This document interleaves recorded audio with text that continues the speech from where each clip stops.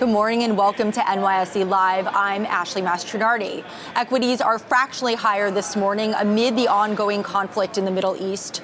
Crude oil prices have risen to 52-week highs during the attacks, but eased late Tuesday after President Trump said that the U.S. would provide risk insurance to all maritime trade through the Persian Gulf. Investors are also closely monitoring the U.S. dollar, which has risen sharply this week. And here's what else is on tap this hour.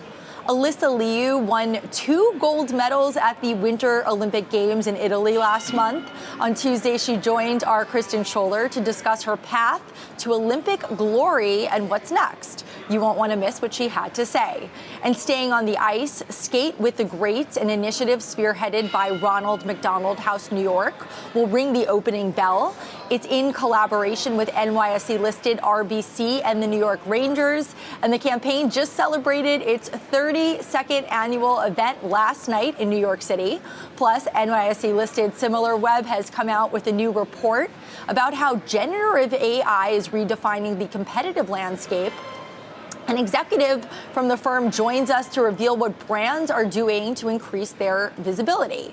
But we begin with the markets, as we always do here on NYSE Live. Joining me now is Mark Newton. He is the head of technical strategy at Fundstrat. Mark, welcome. Thanks, Ashley. Great to be here. All right, so how is the conflict in Iran affecting your investing strategy, if at all? Well, it's just caused a tremendous amount of cross-asset volatility. I mean, we've seen surges in crude oil along with a big sell-off in the bond market. And, of course, technology has been weak really over the last few months. Huge bifurcation in technology where software has been weak, whereas many of the semis and memory stocks have been higher. Those are now starting to give way. So tech remains a spot to have extreme selectivity with financials also. But there's been really an interesting surge in energy materials to start the year that have actually been pretty encouraging to see other parts of the market, pick up the slack to help technology. All right, and we're going into the session. Futures are higher ahead of today's session. What has changed compared to the past few days? Well, what's interesting is the last couple of days we saw a break of the range that had really held since last October. So despite the individual massive amount of volatility we've seen in individual securities, the broader indices have kicked off the year in one of the tightest ranges we've seen in about 40 years. So about a 3% range for the S&P. Very little movement in the indices, but it certainly feels real volatile, right? And so you have a lot of moving parts. My thinking is that the breadth yesterday was about 3-to-1 negative. It was as high as about 12-to-1 negative. That's not a great sign. We still don't really see evidence of capitulation. We heard rumors this morning of Iran trying to reach out to the U.S. to try to cut a deal. I don't know if that's real or not, but at least we have some initial, positive arrows for U.S. equity markets. My thinking is we probably still have more to go on the downside. I can't yet put a peak in crude oil. We're seeing just a massive move to the highest level since last year. That's really going to be key for the markets. My thinking is that we are going to try to figure out a way to end the war, at least from a U.S. perspective, sooner than later. The administration does not want to see crude oil at $80 heading into the summer driving season. Obviously, that can be inflationary. We want to see oil start to pull back pretty rapidly. That can't happen if there's any sort of prolonged war. So my thinking is it's going to be, at least there'll be evidence of this being over, hopefully within the next couple of weeks. All right, and you mentioned a key area of focus, of course, this week is oil. How are you approaching this as well as the overall energy sector? Well, what's interesting is in the last couple of days, we've seen oil stocks really diverge from crude oil itself, which is interesting. Normally, when that happens, it means you could be approaching a potential peak in the commodity. We saw that also recently with gold stocks starting to pull back a little bit while gold itself has been strong. So, after this past weekend, when the strikes happened, Exxon has actually been down from that level, which is really fascinating because crude has been up about 15% in the last few days. So, my thinking is most of the sector has gotten dramatically overbought. And if anything, I don't sense that it's going to be able to continue on the same trajectory in the months to come. I actually think, within the next few weeks, we'll see evidence of energy peaking and starting to consolidate a bit.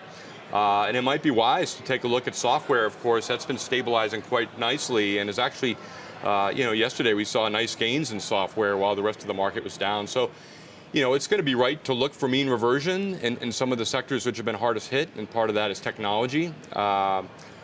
Very, very difficult still to say we're going to buy the Mag 7 and think they're going to push back to highs, and I think you have to be selective there, but still a lot of parts of the market working with regards to emerging markets, just looking at industrials, looking at materials and energy. We need to get technology and financials working again, though. That's 40% of the S&P. Difficult to see a move straight back to new highs unless technology can start to work a little better. How are you advising your clients to navigate the volatility brought on by what's happening in the Middle East? Well, I think that the biggest message for 2026 is diversification. I think investors still remain way too overweight technology stocks that obviously dominate our indices and most ETFs. So most people that own SPY or QQQ have just a substantial amount of money in technology, and that's really been underperforming. So it's proper, to look for other areas outside of tech and really consider things like the equal-weighted S&P. The ETF is RSP from Invesco. That might make more sense this year than looking at SPY, just based on owning more energy, owning more materials, owning more industrials, versus just a solid tech bias. So diversification is key. Keep your bets small. We're still in an incredibly volatile time. I don't sense that ends right away. Even if we rally back to new highs into April, which is a possibility, we're still shaping up for a very volatile year, I think, which is not going to be easy for bulls or bears alike. All right, and while Iran is the headline this week, investors are also going to be focusing on the February jobs report, which is due on Friday. What are you anticipating? Look, I think the economic data has been, pleasantly surprising to the upside in recent months. I think this really makes the Fed's job very, very difficult. We know that Warsh coming in, the administration is going to be jawboning the Fed to cut rates, but the economic data has been pretty solid. If anything, the PCE data that comes in the middle part of March probably is going to be much hotter than expected if the readings from the ISM were any gauge. So rates have been, pushing higher. On the long end, we see crude oil now at 80. That makes for a contentious relationship for any new Fed leader to kick things off. The amount of Fed rate cuts have actually dropped from it was about 2.5 cuts. Now it's down to about 1.5, specifically given not only crude, which could be inflationary, but also the fact that economic data has been much better than expected. All right, any other storylines you're looking at that might be flying under the radar right now? Look, I think it's just important to realize that this is a midterm election year, and it often is a lot more difficult than people think. We're in the second year of the second term of the presidency, the 6th year. If you look back through Truman, Eisenhower, Nixon, Reagan, Bush, Obama, Clinton, we've had a very difficult time when we get to the 6th year, which is this year. So investors can't just anticipate that this is a geopolitical event. It's going to be up, and away. The cycles honestly still point to weakness at some point for 2026.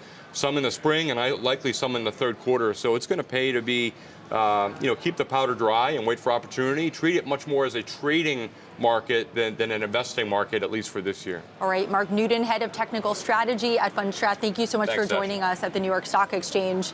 And coming up, NYSE senior content creator Kristen Scholler spoke with two-time Olympic gold medalist Alysa about her ascent to the top of the figure skating world. Stay tuned.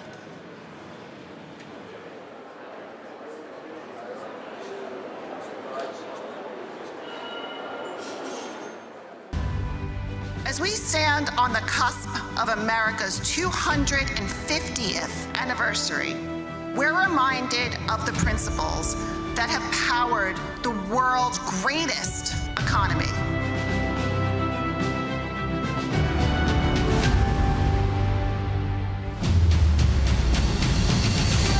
The New York Stock Exchange is a cathedral of the capital markets, replete with rhythms and rituals that allocate resources towards socially valued uses. That story will reach a rare milestone when our republic marks its 250th year.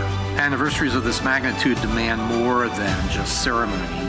They ask something of us. They invite us to reflect, to ensure that the future that we shape will prove to be worthy of the legacy that we've inherited.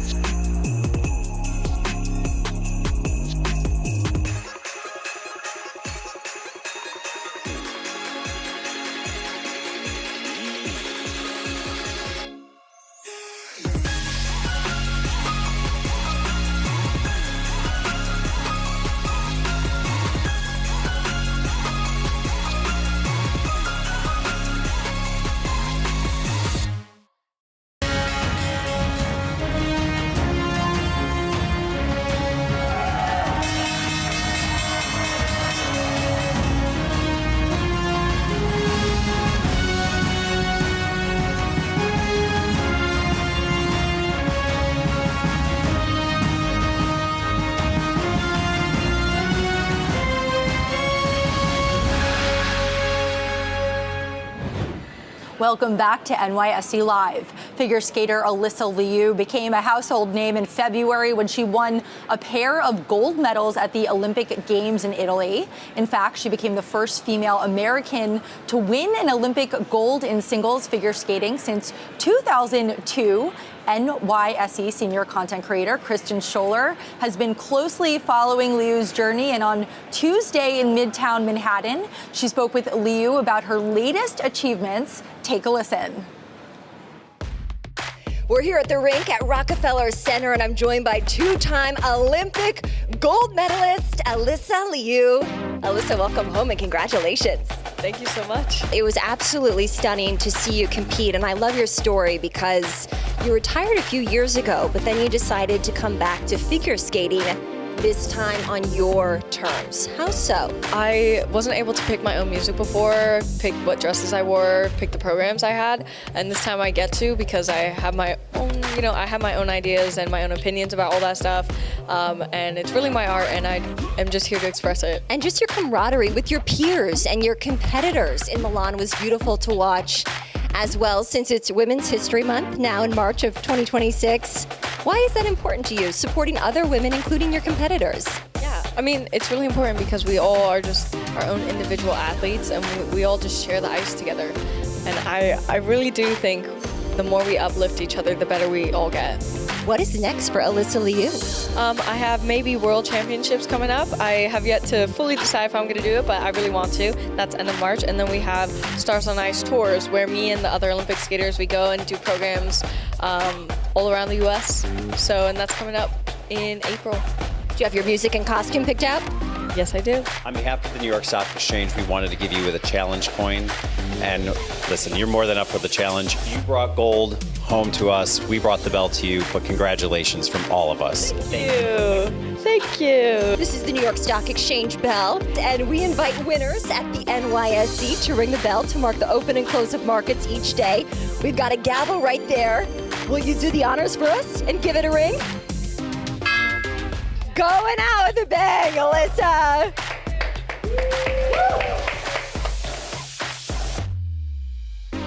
Thanks, Alysa Liu and Kristen Scholler, for that interview. Kristen joins me now here in studio. Kristen, welcome. Ashley, great to be here. So fun to speak with Alysa yesterday. Yeah, so is Alysa still riding the high from her Olympic wins? You know, she had an intense stretch in Milan. We saw her come home with 2 golds, as you referenced earlier, and I asked her that when we were on site. We're going to play the full interview a little bit later, but I think she's just ready for some rest. She's ready for some recovery, and it's not easy, to take home 2 golds despite her ease on the ice. That's right. She had some heavy hardware. What is she going to do with those medals, Kristen? Yes. Okay, so she allowed me to feel that gold medal, and I got to tell you, it's precious, it's beautiful, but it is heavy. It looks good on her, by the way, and she's ready to take it home. She lives in the Bay Area. She's got 4 younger siblings. She's looking forward to spending time with them again soon, but she's just going to put them back in her case, she said. So what's beautiful about her is we can see the ease on ice, Ashley, and just in person, she radiates joy and inspiration, and so it was really wonderful to speak with her up there in Midtown Manhattan. Yeah, she definitely radiated joy when she rang that bell. She looked so happy when she was doing it. So thank you so much, Kristen Scholler, for joining us on NYSE Live. I hope we see more of Alysa in the future. I think we will. So staying on the topic of sports, earlier this week, the Atlanta World Cup host committee rang the opening bell as part of the countdown to the FIFA World Cup. I spoke with Georgia Governor Brian Kemp, Atlanta Mayor Andre Dickens, and Metro Atlanta Chamber CEO Katie Kirkpatrick from the trading floor about preparing for such a significant event. Take a listen.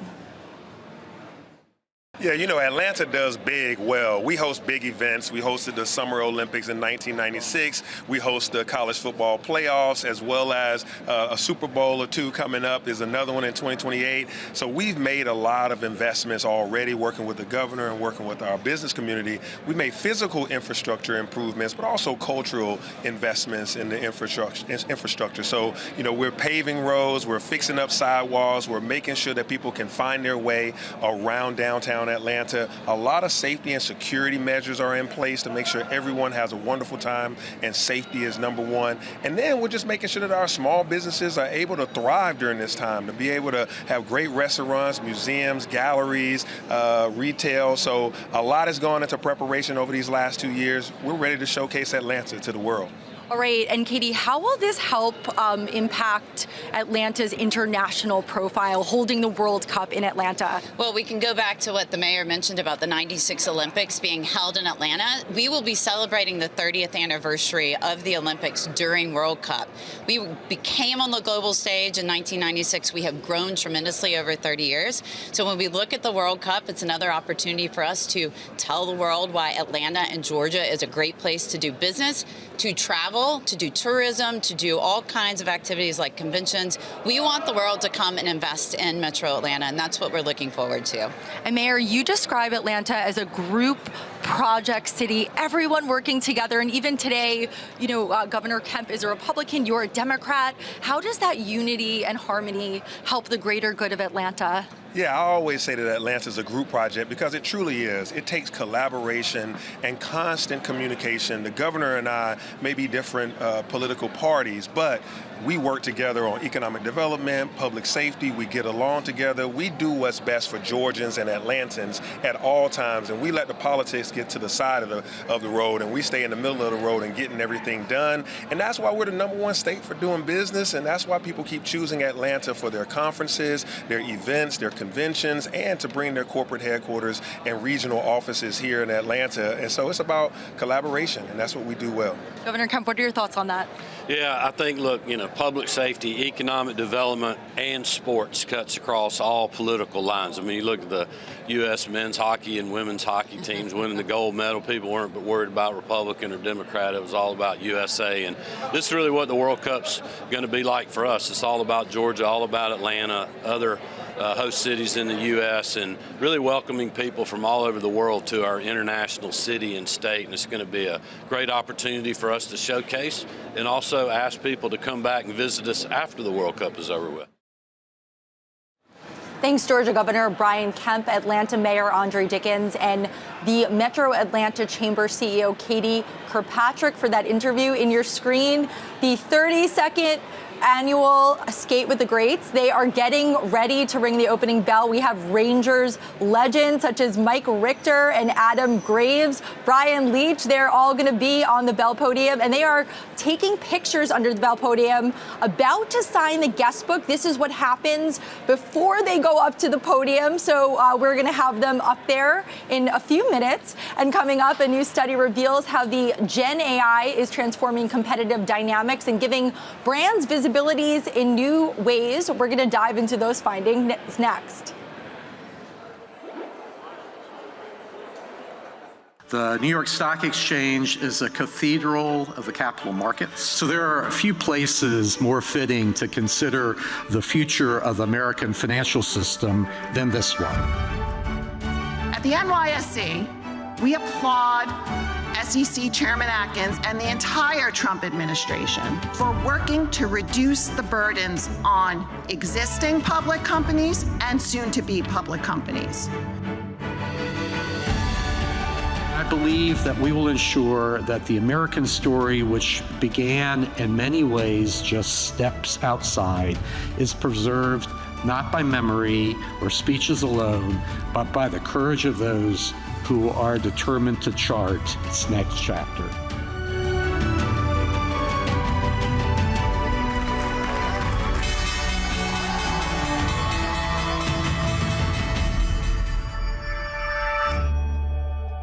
When we talk about the titans of industry and we talk about the titans of finance, there's a reason that we're all coming together still after all these years to the corner of Wall and Broad Street. We are ringing the opening bell this morning to celebrate the launch of 6 new ETFs by direction. We look forward to many more. I mean, today's 6, we're going to do hundreds more. The New York Stock Exchange, the home of ETFs.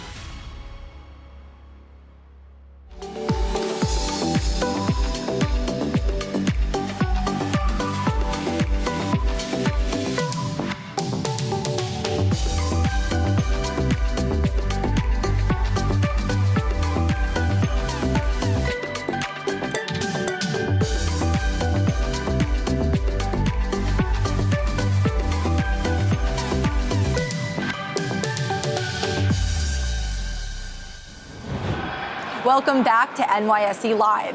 NYSE listed SimilarWeb, a digital intelligence platform, just released its Gen AI Brand Visibility Index report, which explores how companies across industries, such as Apple, are winning favorable mentions from OpenAI's ChatGPT and similar Gen AI tools. Joining me now to share more is Baruch Toledano, VP and GM of Digital Marketing Solutions at SimilarWeb. Baruch, welcome. Thank you. Thank you for having me. All right, can you break down this report for us?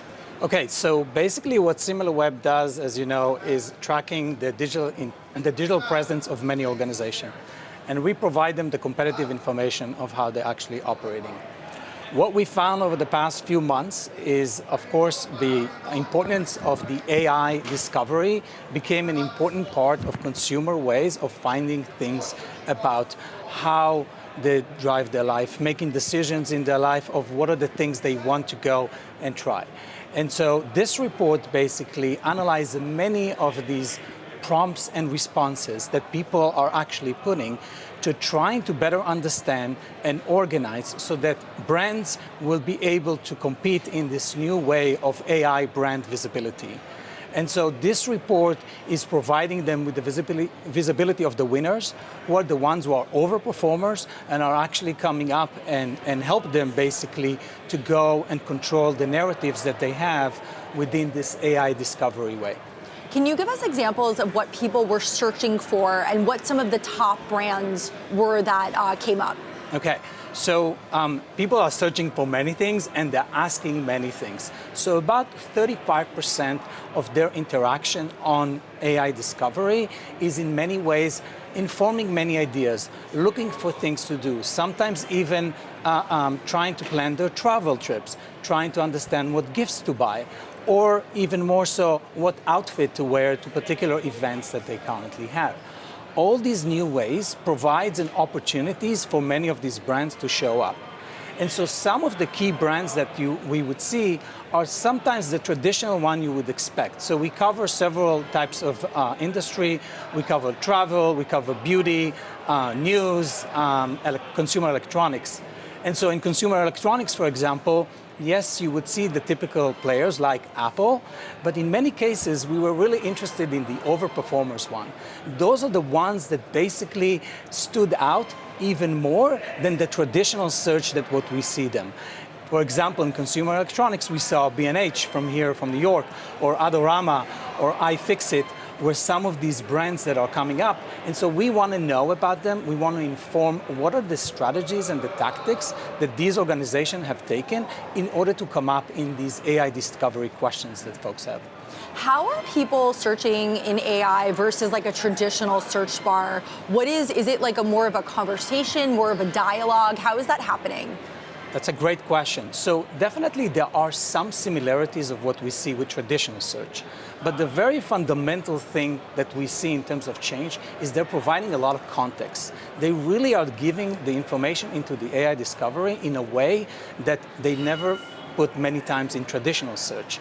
And so you find many things about their life, their information about what are the key events that they're looking for, and then their interaction is really condensed into the type of answers that they're getting. And so the AI is basically, these different generative AI LLMs are bringing different sources of data, compressing it and providing the user with a synthesized answer that sometimes even compare things, explain it better, and actually sometimes giving them recommendation.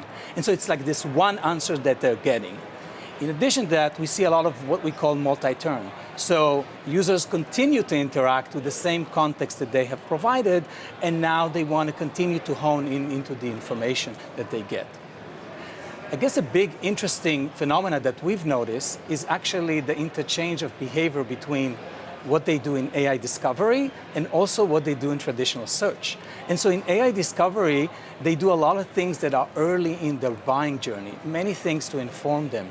And many times they go to Google to actually hone in on the exact price or to buy the exact things that they want to buy after they've been informed in the AI discovery.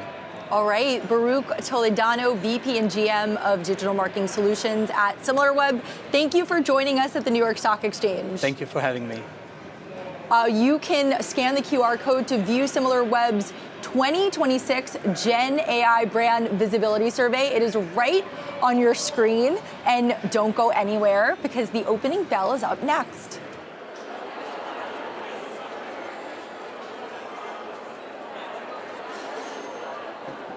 "16 years ago, an anonymous person released an idea onto the internet. No identity, no institution behind it, no marketing strategy. It was just a white paper and a challenge to everything we thought about money. What if money were open instead of closed? What if it belonged to everyone instead of being controlled by a few? Bitcoin survived every attempt to kill it because the idea itself was stronger than the forces that tried to stop it.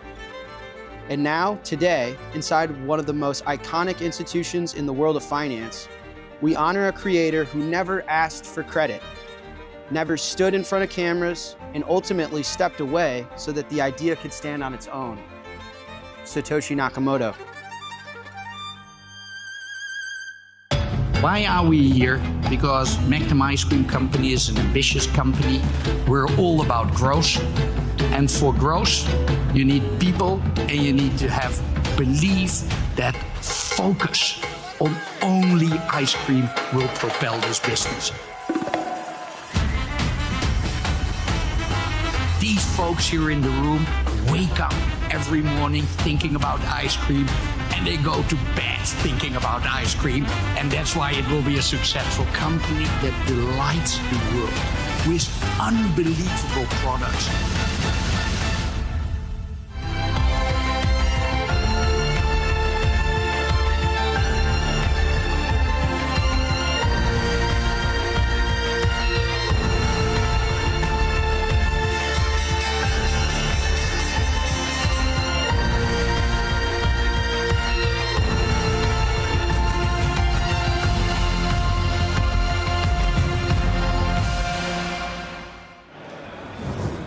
Welcome back to NYSE Live. In just a moment, Ronald McDonald House, New York, alongside RBC Capital Markets and the New York Rangers will ring the opening bell. The organizations, they're on hand to celebrate the 32nd annual Skate with the Greats event. It took place last night in Manhattan, in Chelsea. The fundraiser was initially established with support from the New York Rangers greats, Brian Leach and Rod Gilbert. Leach is on the bell podium alongside fellow Ranger greats Adam Graves and Mike Richter. The Skate with the Greats event helps raise millions of dollars to support Ronald McDonald House, New York. The funds will help support the facility, which provides a home away from home for families staying in New York City where their children undergo active cancer treatments. Since 1979, more than 59,000 families have stayed at the Ronald McDonald House, New York. And this is their 12th year of ringing the bell to celebrate the Skate with the Greats event. There they are up at the bell podium, Rangers legends and today's bell ringer.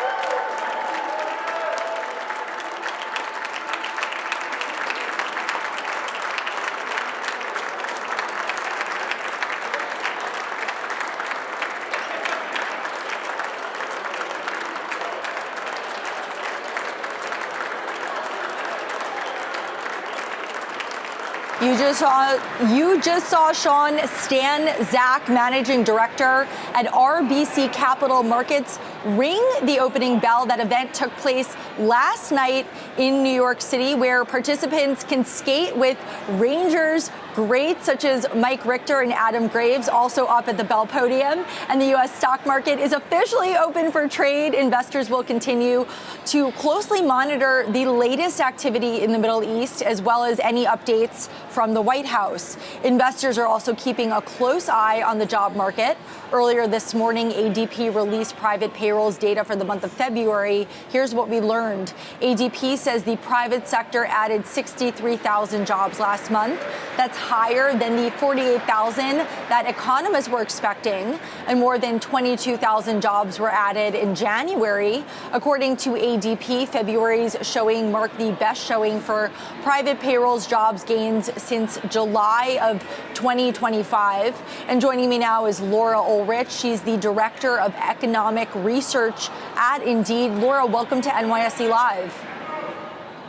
Good morning. Thanks for having me. Of course. So what are your biggest takeaways from today's private payrolls data?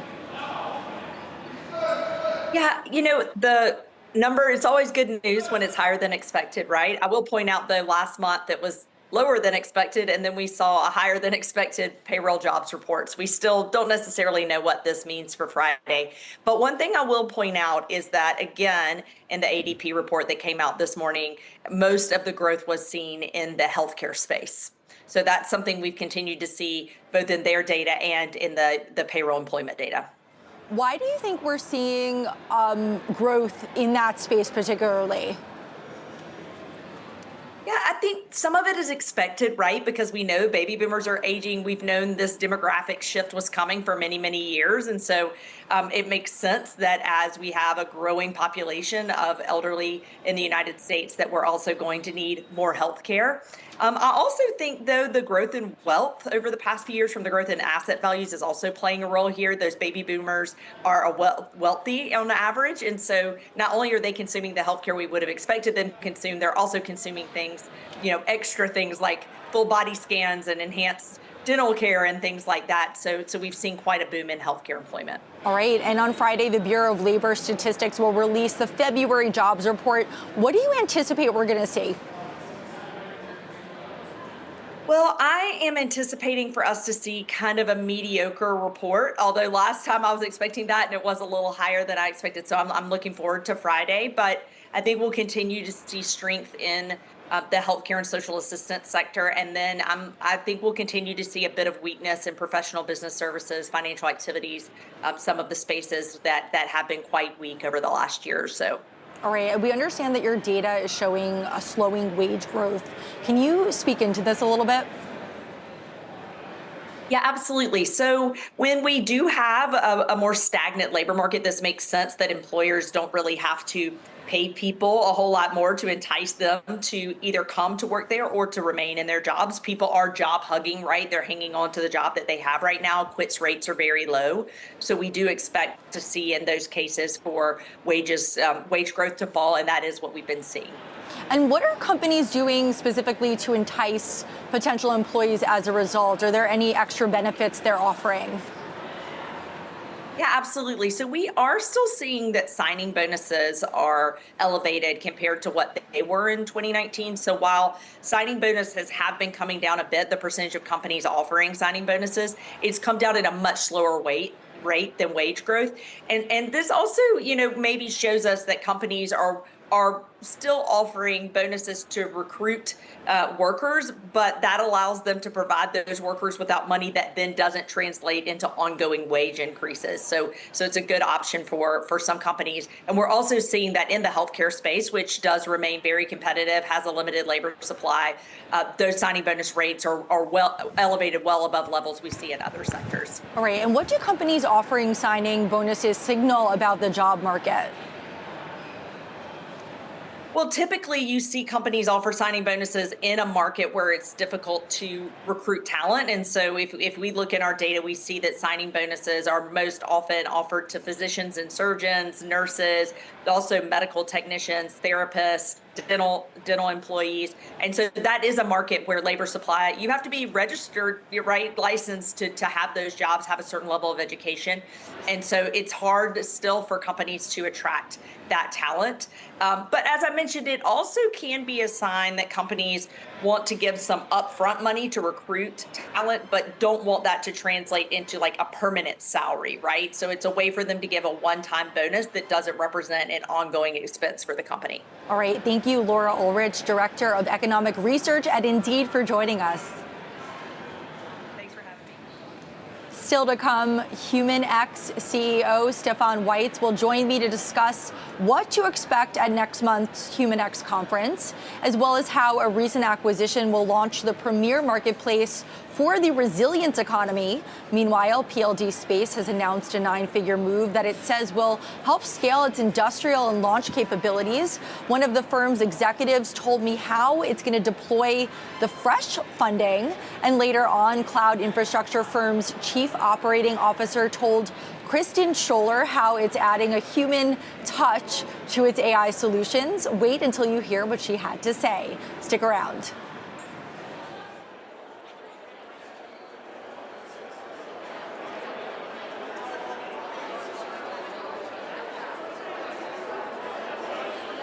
I'm just so honored and so grateful to you, Lynn, for welcoming us to announce our Time Person of the Year, the Architects of AI.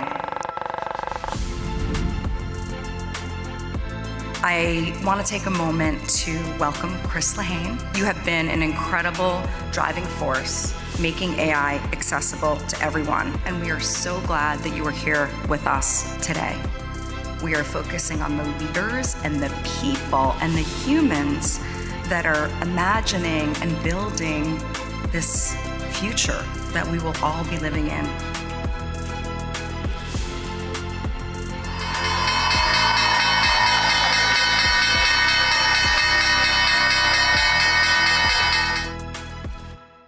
We had somebody ask us recently, why are you going out at this time of the year? The reason we're doing this is for our people. It's not about us. Our motivation for doing this transaction is to make this a better place for the next generation. We have a stewardship responsibility to our people to give them a professional and a financial opportunity that's better than what we have.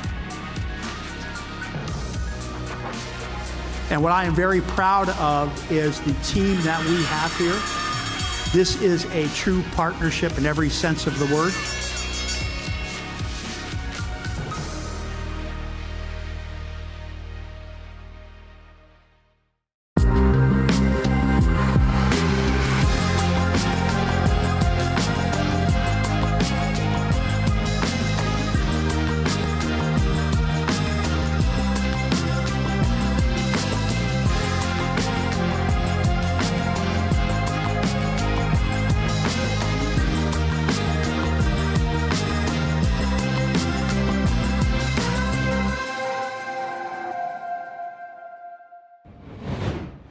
Welcome back to NYSE Live. It's been called the Davos of AI. The HumanX AI conference will kick off next month in San Francisco, but that's not the only major event its CEO has on deck this year. Here to talk about his recent acquisition of the Nest Campus Conference is HumanX CEO Stefan Weitz. Stefan, welcome to NYSE Live. Hey, good to see you. Appreciate it. So great to see you.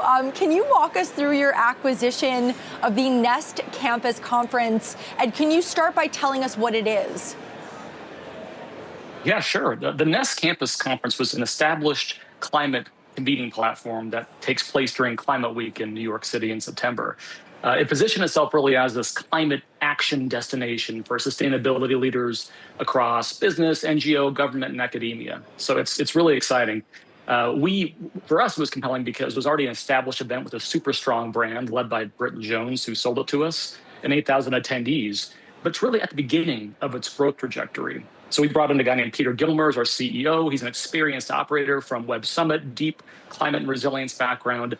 So it wasn't a startup for us. It really was an established platform that we could scale. So very excited about it. All right, congratulations. And what is the market opportunity for climate tech and sustainability?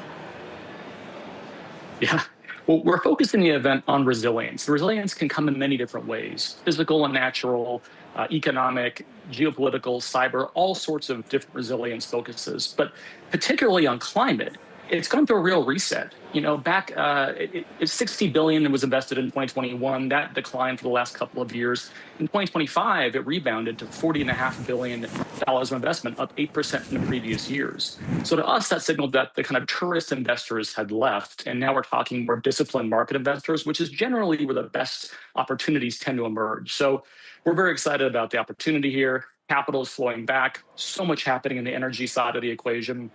AI is driving huge consumption, as we know. And so you look at the clean energy investment, that hit a 3-year high in 2025, up 31%, driven almost entirely by data center demand. So we see a very, very good durable thesis here that goes beyond government support, which is what it was traditionally in the past. All right, and speaking of AI, HumanX will kick off on April 6th in San Francisco. It's going to bring together more than 6,500 attendees, 350 plus speakers. What can participants expect? Gosh, it's going to be crazy. Like you said, 300 speakers plus, no pay to play, no canned content, 100 interactive sessions where attendees can actually get up and close and personal with a lot of these speakers. 250 vendors showcasing solutions to real AI challenges that companies across the planet have. Things like 1,500 brokered meetings between buyers who have problems and sellers who have solutions. We do that right there at the event, which is phenomenal. Hundreds of startups, hundreds of investors, peer exchanges to bridge people in different in the same job roles together. Lots of partner programming, over 20 partners bringing content in, but that's just a lot of metrics. It's also a lot of fun. This isn't a boring trade event. That's not what we do. I mean, for God's sakes, we have incredible dinners and also a dog park. So you got to come check out the puppies. Amazing. And you say that HumanX is a curated ecosystem. What do you mean by that? Well, we're very deliberate as to who's in the room. I mean, anyone can buy a ticket and anyone can attend, but we also have a formal application process for certain audiences, like buyers or startups and investors. So we match, as I mentioned before, these enterprise decision makers that have real AI budgets with founders and vendors who are building solutions they need. So it's not just a conference, it's a deal-making environment, it's a marketplace, it's a peer network, and it's a place where the right conversation can actually change how your company deploys AI.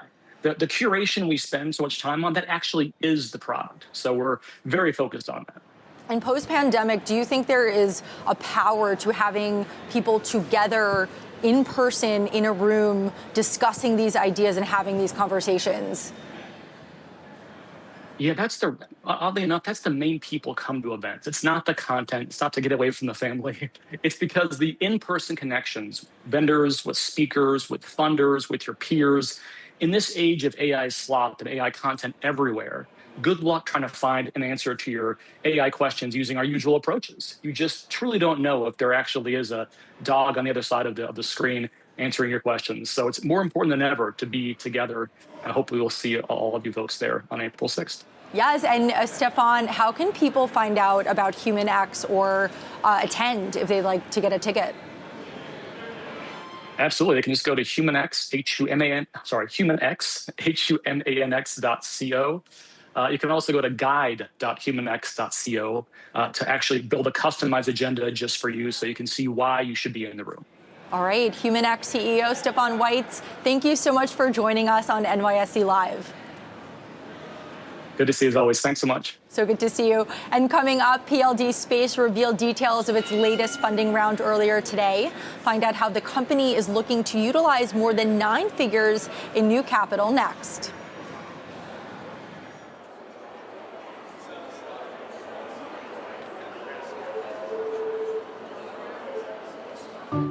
I know 100 years isn't much in the New York Stock Exchange laurels, but we're very proud. First U.S. airline to reach 100. The resilience and the determination to move forward despite all odds is something that I think we're all proud of. We've had a great opportunity to celebrate this year. The power of obsessing on our customers is what makes Delta really great.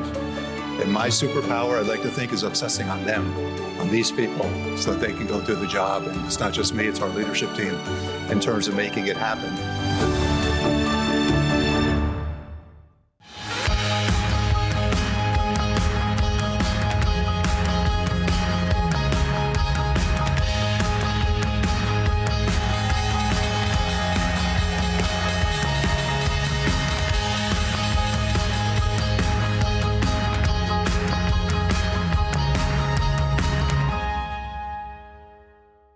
It's a bit of a pinch me moment. I mean, everyone's here. Here we just rung the New York Stock Exchange bell.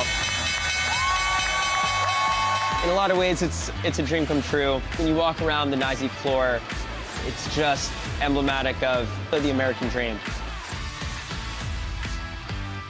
Look, if I can do it, others can do it too. So believe in yourself, work hard, be the best you can be every day, and it compounds.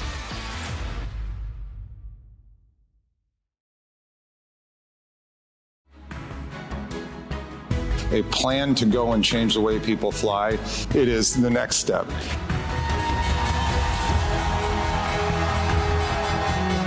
When we look back at what we promised to go do and then we go do it, it'll be the foundation of our business that builds us to the next step. And it's because of the people here and what you all did, which was enabling greatness.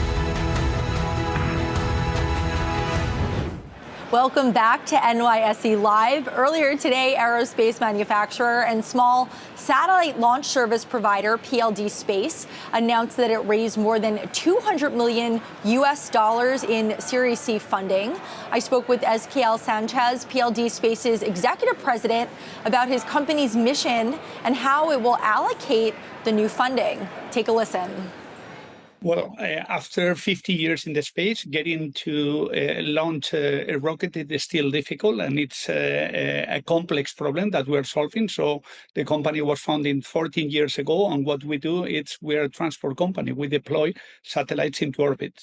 All right, and congratulations on your funding round. How do you plan to allocate that fresh round of capital?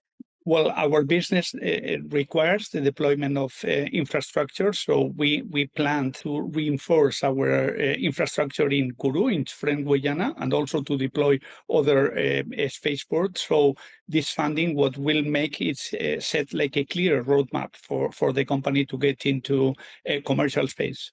All right, and what impact will increased launcher availability have on the space economy? Well, the space economy, it's a global market.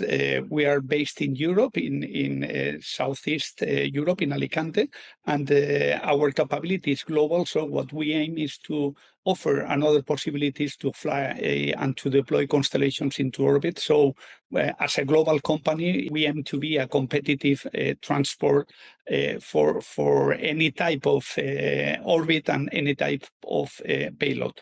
When you say payloads, I understand that means you'll be launching objects into space. What types of things will you be launching? Yeah, we will be launching satellites. So we are a commercial satellite transport company. What we will do is we get from our clients satellites at Earth level. And what we do is we put it into a specific orbit. So we aim to have up to 30 launches per year. So we'll start with the launch of Miura 5 in the second half of this year, and this round will make possible, but we aim to scale up and be able to launch up to 30 launches per year. And you mentioned Miura 5, you've already launched Miura 1. Can you break down these two launches for us? Getting to space it's a hard stuff. So what we did is we created a suborbital flight. It's Miura 1 that was launched 2 years ago. It was launched from Spain. And with that, what we did is we brought along a good team of people and also the reliability and all the systems in order to be able to launch Miura 5, which is our second commercial operations vehicle, and with that we will have the possibility to become like the first European company to successfully do a private launch. All right, and what differentiates you from companies doing things that are similar? Well, they get into space is hard, and there aren't that many possibilities to launch. Most of the capacity is being used now for deployment of many constellations, and despite you can see there are some possibilities. In fact, it's hard to find. What our clients told us is that having availability also for the coming years is going to be one of the key success factors for constellations to reach commercial operations. Yeah. All right. And what is next for PLD Space? We want to launch any type of orbit with any type of payload. So we are deploying a new launcher, which will expand our performance also on the possibility to launch bigger payloads. And our roadmap is to become a successful and reliable competitive company. So not to be depending on subsidies or on specific missions, but being able to offer a global solution to the market. Thanks, Esquiel Sanchez, for that interview. And in other news, AI cloud provider Vercel announced late in 2025 that it closed its Series F round at a $9.3 billion valuation. The company's COO, Jean DeWitt Grosser, told Christian Scholler how the company is using AI without losing its human touch. Take a listen. Well, so the human touch is exactly the point. As long as I've worked in sales, there's reports that come out every year that talk about how an average seller spends about 30% of their time in front of customers. And I really believe that with AI, we're going to finally be able to move that from 30% to 70% and actually get folks back in front of humans. Particularly in the moment that we're in, decision-making is tough. You often have 10 different players in a single category, and most of them are novel. So now more than ever, you actually want interaction with a human in order to help you think things through, de-risk decisions, and feel like someone's going to be there on the other side of a signature to actually help you implement and be successful. So a lot of what we're doing is taking the more mundane research, follow-up, content crafting out of the workflow so that you get more of the true human interaction. Can you share an example, Jean, and how it changed things for the team day to day? Yeah, so the big one that we've been most successful with is sales development that I just discussed. And so what this meant for us was you had 10 folks actually previously who would do a lot of, someone fills out our contact sales form, says, I'd like to talk to Vercel, and you would do a bunch of research and then follow up with them. That can now be totally automated. And so as a result, those 9 people got shifted into more outbound prospecting, which is harder to do. You've got to develop a much deeper hypothesis about the value that Vercel is going to provide to that company. You're moving into enterprises that have complex org charts, and so you've got to be more thoughtful about who to contact, how many people to contact, et cetera. So we've effectively enabled an entire team to just shift up the value chain and do a harder, more valuable portion of the sales cycle for us. Talk to me about how Vercel is helping enterprises, like those traded here on the NYSE, use AI to scale. We have an initiative that we're doing with enterprises that we're calling Agent on Every Desk. It sort of harkens back to the PC on every desktop of 20, 30 years ago, where once people thought it would be crazy that every single human would have a computer, and now we all have 5. We think we're in the same moment with agents, where most companies have 0, 1 agentic workflow going, but we actually think in the fullness of time, you're probably going to have multiple agents to every human. So what we're doing is going into enterprises and doing what I just outlined with the sales development use case, which is give me a use case where humans are doing relatively mundane, somewhat deterministic work, and we'll encode that in an agent. And while encoding it in an agent, we'll actually teach you in the trainer type approach to then do it yourself. And you'll then do the next 2 workflows, and we'll ride along with you in that capacity to help where you get stuck. And so the idea is basically, rather than saying, hey, we're going to go in, do some big transformation that I think very few companies have actually succeeded in, we're actually going to sort of start on the bottoms up and take these workflows one at a time. And then at a certain point, you probably have 100, 1,000, et cetera, of them done. What do you think is most important to enterprises right now when it comes to building and using AI? A couple of things come to mind. So first of all, the technology is still pretty new. So if you think of Vercel, we have a vibe coding application. It's called V0. In order to build V0, which now has millions of users, so it's one of the larger AI native applications out there, you couldn't actually get the technology, the infrastructure primitives that you needed off the shelf at one of your hyperscalers. So we had to build a lot of compute that's specific to AI, other infrastructure primitives. So the first thing is, as enterprises go to build these agents, there's a lot of work to do to go to a hyperscaler and stitch together the pieces that they have to actually efficiently produce that agent. So that's sort of thing one that Vercel is doing, is giving you a platform as a service, what we call self-driving infrastructure. So instead of your engineering team having to put together a bunch of components and configure things, you can get self-driving infrastructure off the shelf. The second part is security. So this is another big thing where vibe coding is a great example of it. Everyone is diving in because it's producing such incredible results for both developers and actually non-developers. But a lot of the companies bringing AI native applications to market are themselves startups, and they don't have a history and a track record with security. Vercel has 10 years of history and serving global enterprises. So we've been able to develop an underlying security platform that actually preemptively ensures that folks don't make security mistakes. So an example of this would be our composite model in V0 actually actively looks for security mistakes that the AI would have let happen in that application and will auto fix them.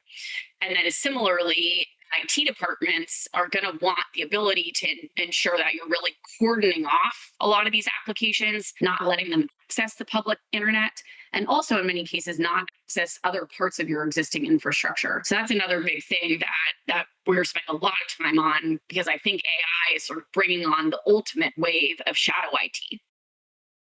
Thanks, Jean DeWitt Grosser, and of course, Kristen Scholler for that interview. And before we go, let's take one last look at the markets. The Dow down about 0.2%. The S&P is flat. Equities little changed less than 30 minutes into today's session amid the ongoing conflict in the Middle East. Crude oil prices have risen to 52-week highs during the attacks, but eased late Tuesday after President Trump said that the U.S. would provide risk insurance to all maritime trade through the Persian Gulf.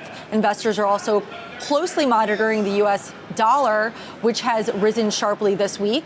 That's going to do it for today's coverage on NYSE Live. I'm Ashley Mastronardi. You can catch us on any of the streaming platforms at the bottom of your screen. We will see you tomorrow at 9 a.m. Eastern.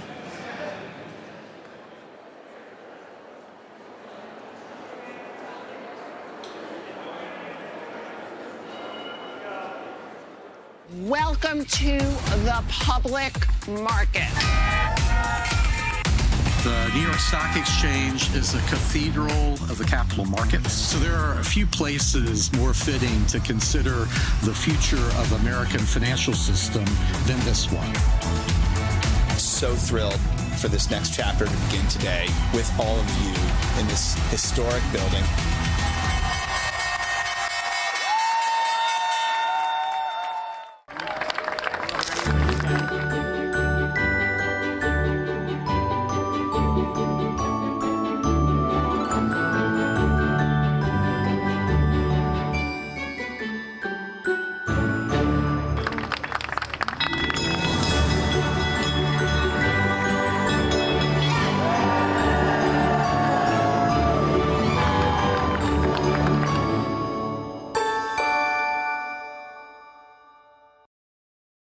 The day we went public, it was the most bizarre day of my life. He said, yesterday, Shake Shack was the most beloved hamburger company in the entire country. Today, it's going to be the most reviled stock.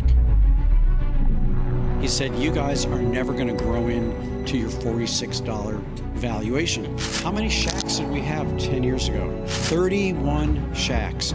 And did I not just hear Rob say that we're going to have 1,500 Shacks? So yes, we grew into that $46. It's all because of you guys.